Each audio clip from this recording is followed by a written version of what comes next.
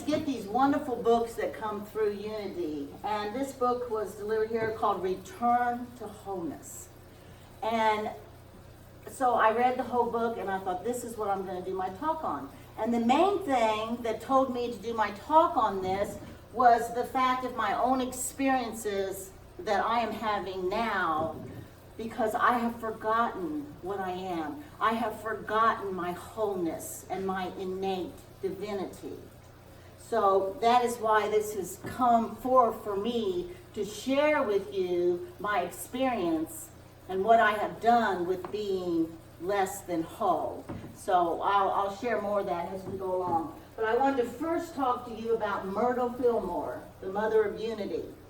And if we would go back to realizing that Unity spiritual movement all started from the fact that Myrtle was so sickly her entire life. Unity started to teach us how to heal, how to go back and reestablish that wholeness of our being. Myrtle was called herself sickly her whole life up until the time she was 40 years old. She suffered with tuberculosis, with weak muscles, with hemorrhoids, sleeplessness. She was just very sick, very sick. But she believed at the time, because her father was sickly too, he always said, you're just like me, you've inherited your father's sickliness. So that is what she grew up believing about herself. And then she just continued to stay sickly. And then she went to a metaphysical conference, workshop kind of thing, where she met Mary Baker Eddy. And she gave a workshop, God is divine principle, supreme. How do you say that word? Okay. Being, mind, body, soul, life, truth, and love. But in this workshop, what she came away with was the fact that she did not inherit sickness. That she did not inherit sickness. That what she inherited was the divine expression of God, of wholeness. Principle is God. Principle is absolute. Principle is wholeness and life. And they are innate within us, has us. So what happens out here when all this other stuff is showing up? When we become sickly. I became very sick, high blood pressure. And where did I go with that? I went straight to the physical body. I completely didn't even bring in the idea, the truth of my spiritual being as being complete and whole. That there was false and error thinking going on that brought this into my consciousness. That this is something that I believed that I could have and that I believed that I could be. And it showed up because that is what I was focusing on. That is what I was affirming. I was running to doctors like a chicken with my head cut off, taking medicine, doing anything and everything because I was afraid. Fear. Fear is what stops us in our tracks and redirects us around our truth. So as I'm going to all these doctors and I'm taking medications, nothing's working. I'm not feeling any better. And I'm scared. Very scared. It was the first time I really felt fear. Fear of losing this church.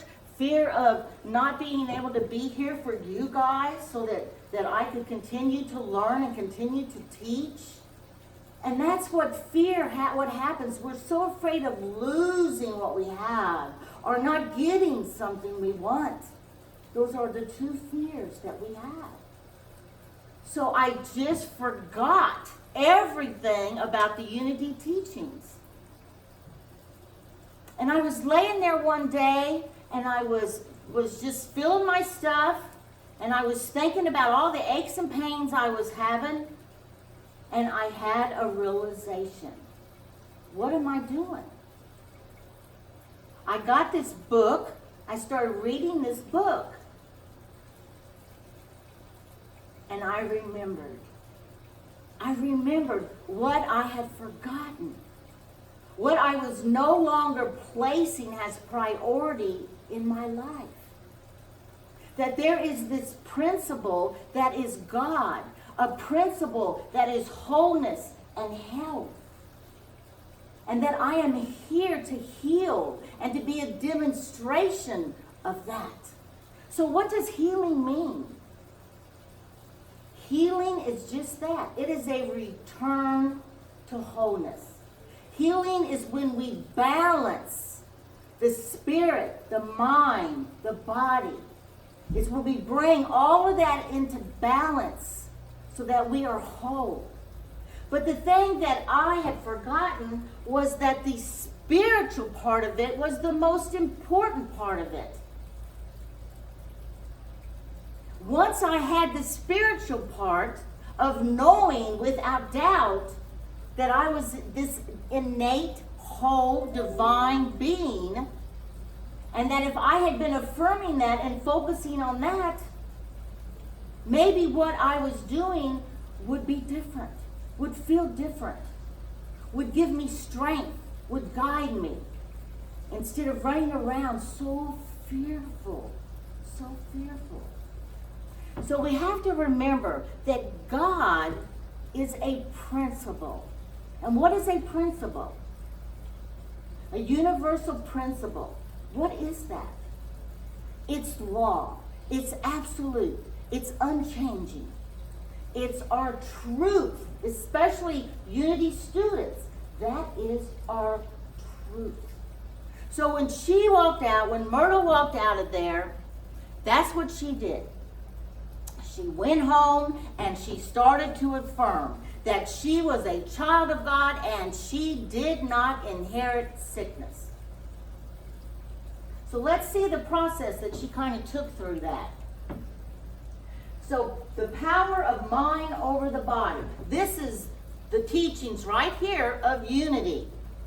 Is having the power over your mind. And when we take control of what we're thinking and feeling, it's also about the heart, guys, not just the mind, but the heart. And when we take control of that, we become creators in manifesting what might be showing up outside of us.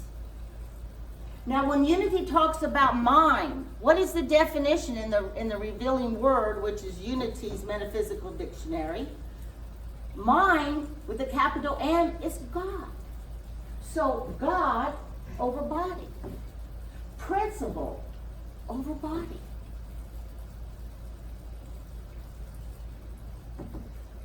So this is what Unity teaches. This is why we come here. So that we can learn to change how we're thinking, to change how we're feeling, to create a world where we have the power over what is showing up outside of ourselves. Inward, out.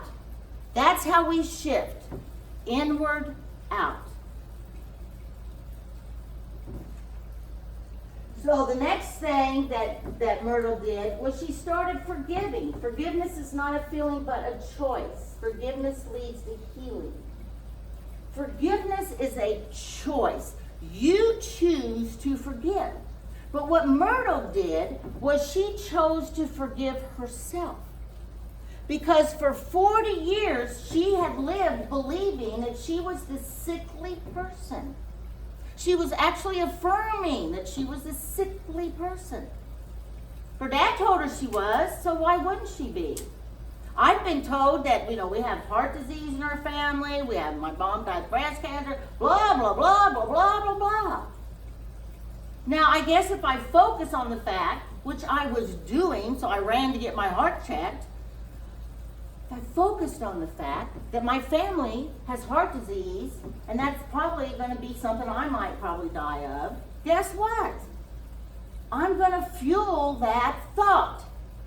And I'm going to fuel that feeling, right? So I went to my little book, the healing book from Louise Hay, How to Heal Your Life. And the affirmation was, my heart beats to the rhythm of love. So 2 weeks before I ever showed up to get my heart checked, I affirmed this day in and day out. My heart beats to the rhythm of love. My heart beats to the rhythm of love. And that is what I affirmed. And when I had my test, perfect.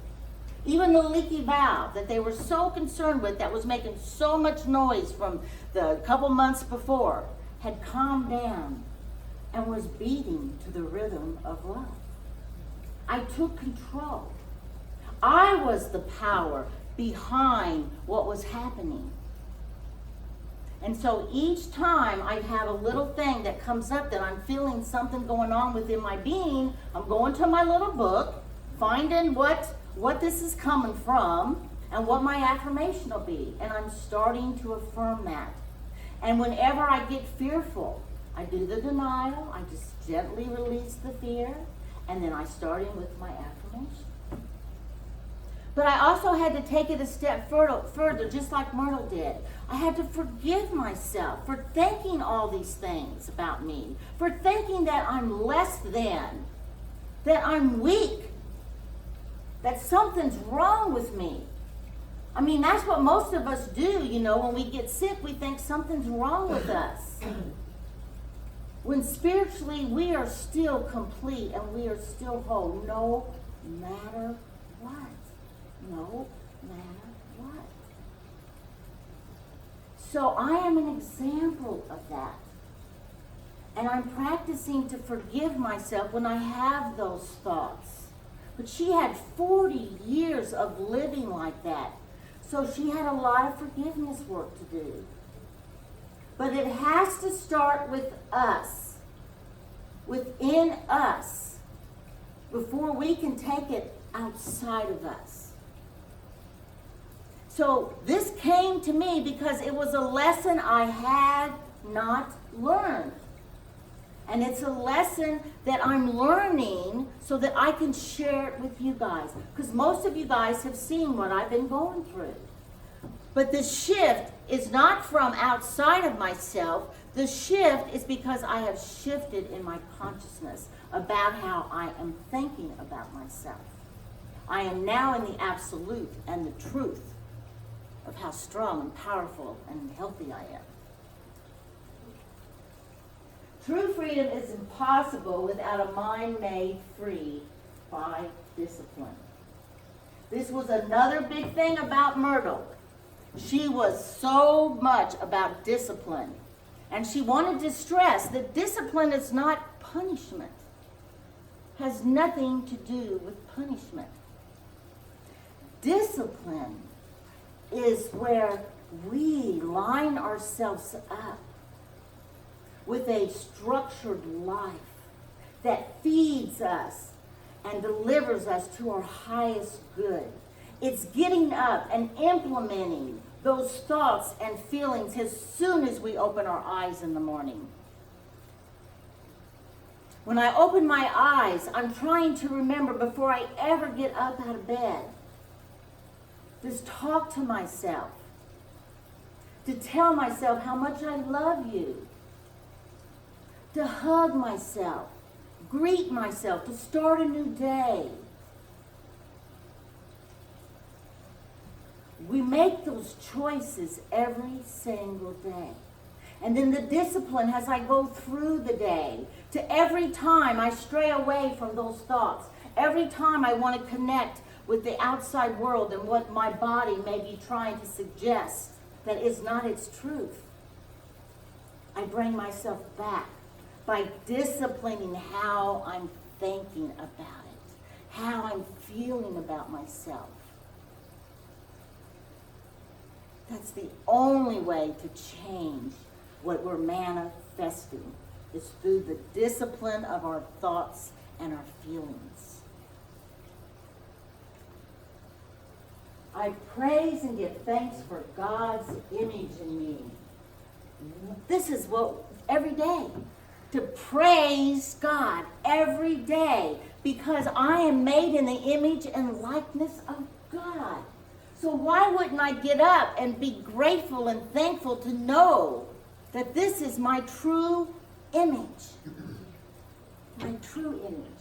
I wanted to give you a story of the Reverend Sandra Campbell. She is my teacher in my classes from Unity, of Urban Unity Ministries, and she's also CEO there. And she shared a story in here about how her mother always had these seizures. And her whole life, she had these seizures. And she would go to the doctor, and they couldn't find what was wrong with her, but they put her on this real strong medication for seizures. But even though she had these seizures, Reverend Sandra's mother still every day got up and affirmed her health, affirmed her wholeness every day, no matter what. She stayed persistent in it, which is what Myrtle says. Don't become impatient. Don't become discouraged. Keep knowing this. Keep feeling this. Keep connecting to this. Stay persistent with it. Because you don't know the results of what's going to happen. But as long as you connect to that wholeness and that health that you are, it will happen in divine order. But it will happen. But when you put results around what that may look like outside of that, then you are actually narrowing what could be, what could become manifested. It's just letting go of those results and just affirming that divine nature of you. So I want to get back to Reverend Campbell's mother. And so she went to the doctor, and they just kept giving her all this strong medicine. And then she started having these dreams, even though she kept affirming. Remember, she's affirming every day for wholeness. And she started having these dreams. And there was this image at the bottom of her bed that kept pointing to the bathroom. So she shared this with her daughter, who did a lot of dream interpretations, because she knew somebody that was in that field. So after the third night of having that dream, the daughter told her that this guy said that she's being told to go to her bathroom and get rid of the pills. So she did it. She never took another pill after that. And in her affirmations, continuing to affirm that, she never had another seizure. She never needed medication after that. But she was being told that this was what was going to stop her seizures. Even though she knew that she was innately whole and innately perfect, and she was affirming that. So all she needed was some guidance. And when we stay in that place of prayer and meditation, and we're listening, we get that guidance, right? The healing is also coming from guidance. When you are affirming, you are saying yes to receiving what you need to help that happen. So the biggest thing that we need to remember is that we are God's image. And what we focus on, and the power that we give anything, and that we fuel anything, we are working to create that and manifest that. Once Myrtle got to the place where she was no longer suffering with all of this, she went out and she demonstrated it to the world. They started Silent Unity, and they prayed for people. And they didn't pray for people to get better. They just affirmed what they already knew for them about their truth, about their wholeness. So today, I want us to there's a song, it's got I Love and Approve of Myself, which is from Louise Hay. I gave you mirrors today. I would like for this song, as we play this song, to look at your mirrors and affirm that. Now, I understand that this may be uncomfortable, but until you can get to a place where you're able to look at yourself, to look through your eyes and go through to the soul and the heart. Only then do we start to heal. And it's okay if it's uncomfortable. And if you can't do it right now, that's okay. But the more you do it, I did mirror work for so many years. And I love looking in the mirror and looking through my eyes and going to my soul and my heart and connecting to me and saying that I love me. And in that wholeness, wow, you can really change things by just seeing the image. If you look at yourself, envision the image of whatever you think that spirit is, that looks like. This was given to me from Rand Shields, and he claims that this is what we are. This light up there, that picture right there. And a lot of times that's what I will do. I will just envision myself as this big, bright light. And that takes me back to that truth, returns me to that wholeness. So let's relax a little bit in our seats, guys. Just take a couple deep breaths, breathing in and out. Breathe in the spirit, like the song said, nearer than the air. Breathe that in. And then breathe out that gratitude, that thank you so much. So let's do that a couple times, in and out. So we'll play this song, and as much as you can, try to affirm these words. You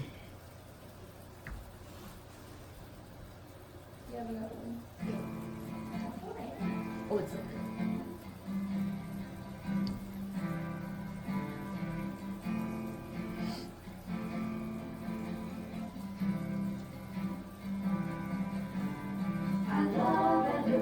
Myself, all is well in my world.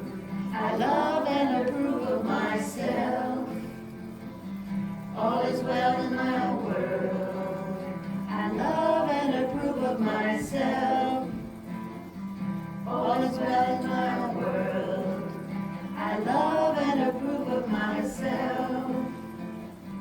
All is well in my world. Approve of myself. I love and approve of myself. I love and approve of myself. I love and approve of myself. I love and approve of myself. All is well in my world. I love and approve of myself. All is well in my world. I love and approve of myself. All is well in my world. I love and approve of myself. All is well in my world.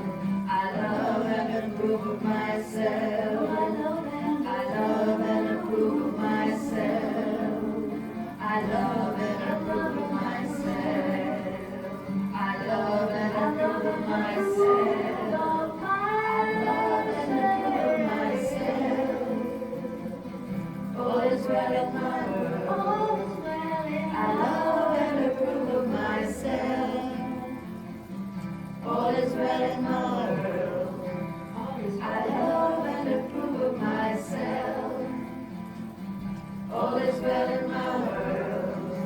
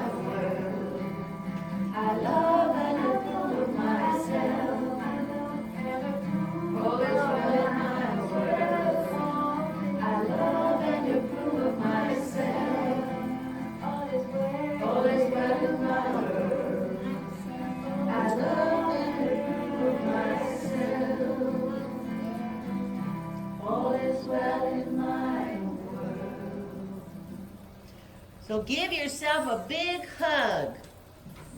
And know that you're completely whole and perfect spiritually.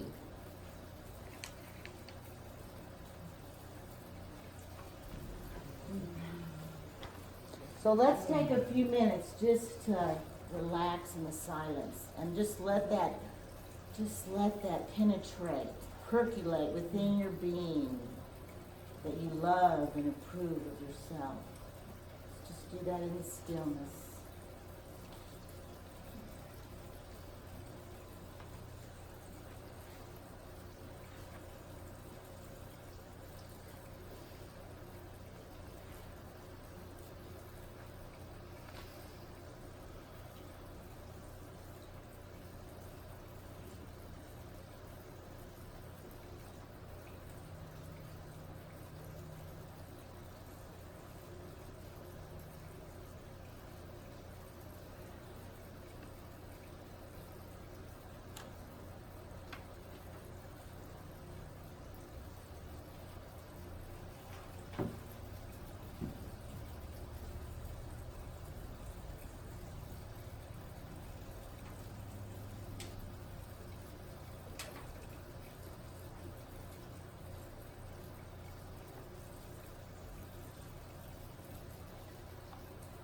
So as we're relaxed in this state, I put in your bulletins, Return to Wholeness insert.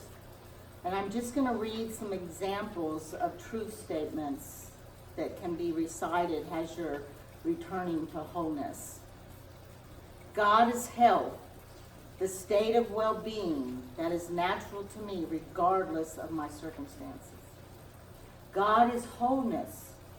Therefore, I am whole and complete in every moment. God is life, an ever-flowing vitality, independent of changing conditions. God is the life I am. My every thought of God life builds strength, vigor, and power. Divine life is my life. Wholeness is my nature, and well-being is my natural state of being. And so it is. Amen. So let's just come back to this space. Take some deep breaths, breathe in that spirit, and breathe out the gratitude. And as we go into as we go into our offertory, we're going to sing a song about gratitude. So I have the words in your bulletin, because we always want to be grateful.